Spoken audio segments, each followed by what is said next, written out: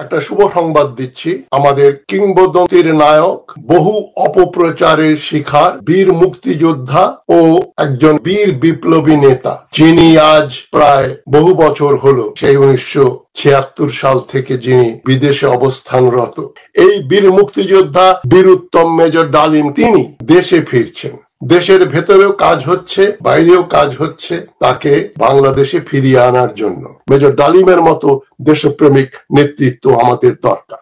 ইলিয়াস ভাই আজকে একটা পোস্ট করছে, আপনারা দেখছেন কিনা জানি না।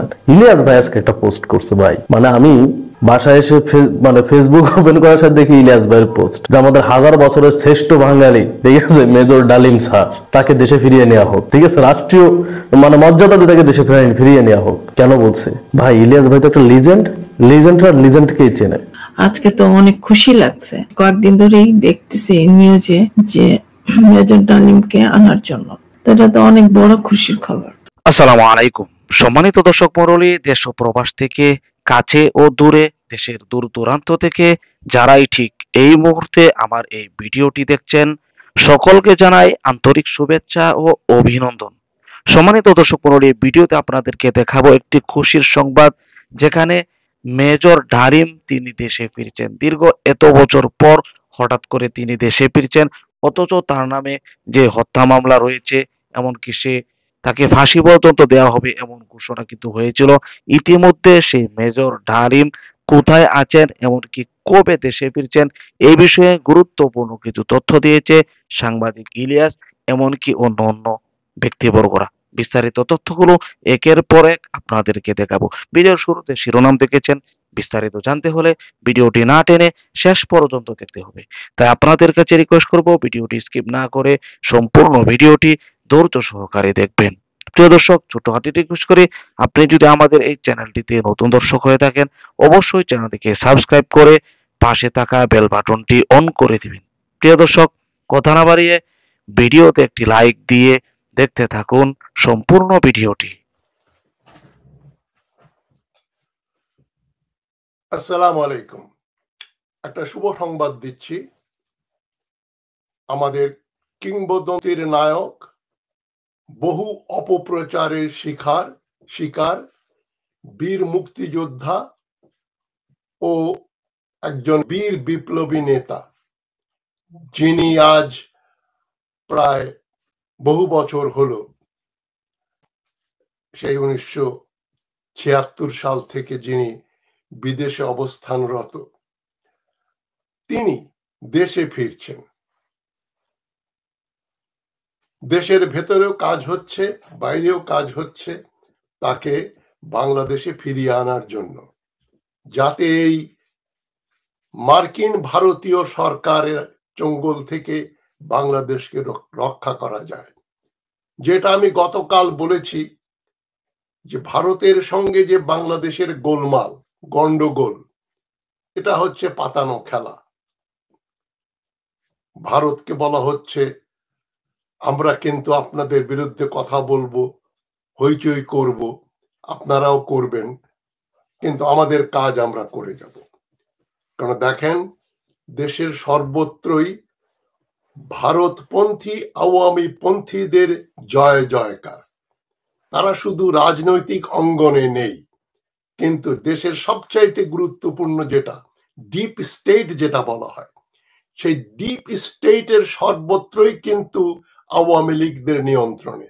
একেবারে দেশের রাষ্ট্রপ্রধান থেকে শুরু করে সেনাবাহিনী প্রধান, নৌবাহিনী, বিমান বাহিনী প্রধান, পুলিশের অধিকাংশ, প্রায় সবই বড় বড় অফিসার, এবং নিচে নিয়োজিত ইন্সপেক্টর, সাব ইন্সপেক্টর লেভেলে যত লোক, তারা তো সবাই গত 15 বছরে তাদের অধিকাংশই চাকরি পেয়েছে, প্রমোশন পেয়েছে।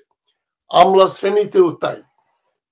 যারা জানেন তারা জানেন কিভাবে সামরিক বাহিনীতে ও আমলা শ্রেণীতে section officer, deputy secretary, joint secretary, additional secretary, এই সচিবদের কিভাবে চাকরি হয়, তারা কিভাবে প্রথমে সুই হয়ে ঢোকেন। ওই সুই হয়ে ঢোকার প্রসেসের ভিতরে কিন্তু আপনাকে প্রমাণ করতে হবে যে আপনি একজন আওয়ামী বা গোপালগঞ্জি, আপনার পরিবার চিরকাল আওয়ামী লীগকে ভোট দিয়েছে, আপনার বাপ, চাচা, ভাই, বোন, দোলা ভাই সবাই আওয়ামী লীগের কর্মী বা নেতা বা ভোটার, এটা নিশ্চিত করেই সিভিল সার্ভিস পরীক্ষাতে এবং আর্মির, নেভি, এয়ারফোর্সের চাকরি দেয়া হয়।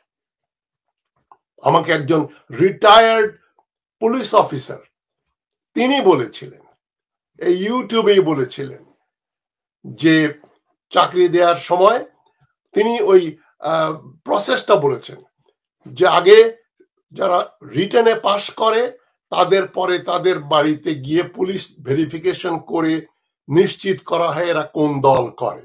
এদের যখন ভাইবা হয়, ইন্টারভিউ হয়, তখন সিলেক্ট করা হয় এ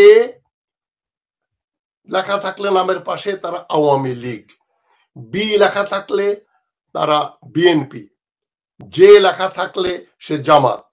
এই এ, বি এর জে, এই তিনটা অক্ষর সিম্বল ব্যবহার করে ইন্টারভিউ বোর্ডে যারা ইন্টারভিউ নেন তারা বসেন। এ হলে পরে তাকে পাশ করিয়ে দেওয়া হয়, বি এবং জে, বিএনপি এবং জামাত হলে পাশ করানো হয় না। সুতরাং যেটা আমি বলছি, মেজর ডালিমের কথা বলছি, তিনি একজন কিংবদন্তি, তিনি দেশে ফিরছেন এবং এই ব্যাপারে কাজ হচ্ছে, অনেকদিন ধরেই কাজ হচ্ছে। কালকে হঠাৎ করে আমার সঙ্গে ফোনে আবার কথা হয় আমাদের। উনি বললেন তুমি দেশে চলে আসো। তা আমি বললাম আপনি নাই, আমি দেশে গিয়ে কি করব? বলে উনি খুব ওই হেয়ালি করে কথা বললাম তো তুমি দেশে আসো। তা আমি বললাম আপনি তো নেই। তো উনি বললেন আমি নেই বলে যে ওখানে থাকতে পারবো না তা তো না, আমিও ফিরবো ইনশাল্লাহ।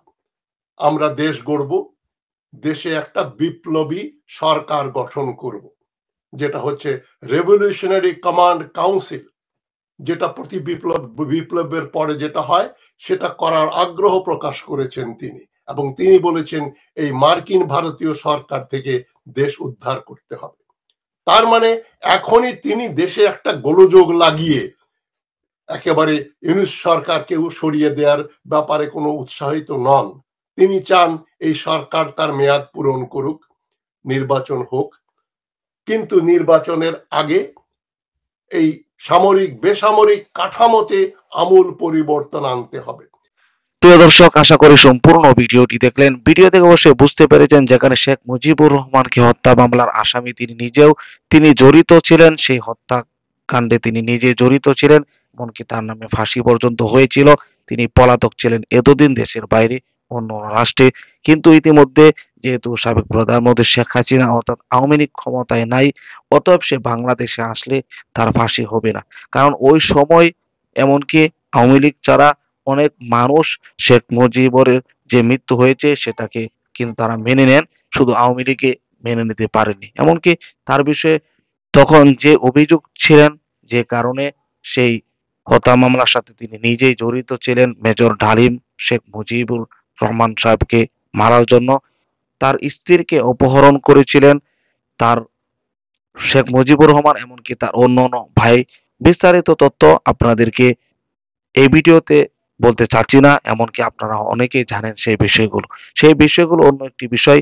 এই বিষয়ে আমি যেটি আপনাদের মাঝে তুলে ধরলাম, যেখানে মেজর ডালিম বাংলাদেশে অচিরেই আসবে এমন একটি তথ্য কিন্তু ইতিমধ্যে নিশ্চিত হয়েছে। প্রিয় দর্শক, বিস্তারিত ভিডিওতে দেখেছেন। এই ভিডিও সম্পর্কে আপনার স্থান থেকে আপনার মূল্যবান মতামতগুলো কমেন্টে জানিয়ে দিবেন, এমনকি এই ভিডিওটি শেয়ার করে সকলের মাঝে ছড়িয়ে দিবেন। প্রিয় দর্শক, আজকের মতো এখানে শেষ করছি। ভালো থাকুন, সুস্থ থাকুন, আবারও দেখা হচ্ছে পরবর্তী ভিডিওতে।